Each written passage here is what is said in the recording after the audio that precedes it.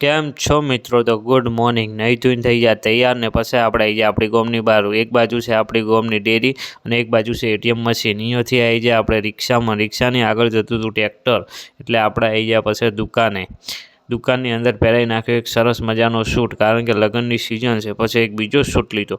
આ સૂટને પણ આપણે પહેરાવી નાખ્યો અને આપણે એની કરવાની હતી ડિસ્પ્લે. પછી આ બાજુ સ્ટેચ્યુ પડ્યું હતું, એને જોડવાનું હતું, જોડી અને આપણે એને સરસ મજાના કપડાં પહેરાવવાના હતા. એટલે પછી આપણે એક બ્લેક કલરનું શર્ટ ઉઠાવ્યું અને આપણે પહેરાવવા લાગ્યા. પછી બ્લેક કલરનું શર્ટ અને નીચે વ્યવસ્થિત સારો એક એવો પેન્ટ પહેરાવી નાખ્યો. એટલે આ જોડી લાગતી હતી સારી, કારણ કે ગ્રાહકને ગમી જાય. આ બાજુ જબ્બો અને લેગો પડ્યો હતો, એટલે આપણે આ જબ્બા લેગાને સ્ટેચ્યુની અંદર પહેરાવવાનું હતું. એટલે આપણે જબ્બો અને લેગો બંને વ્હાઇટ લેગો અને ઉપર જબ્બો વ્યવસ્થિત પહેરાવી નાખ્યો. એ કામ પટ્યું એટલે પછી આપણે આ બાજુ આપણી મંડળી લાગી હતી કામે. બીજું સરસ મજાનું કરી નાખો કામ.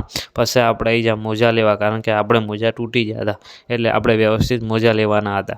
પછી આ બાજુ આપણે આવી જા બસ સ્ટેન્ડ. હોય આપણો બ્લોગ પૂરો થાય. જય માતાજી.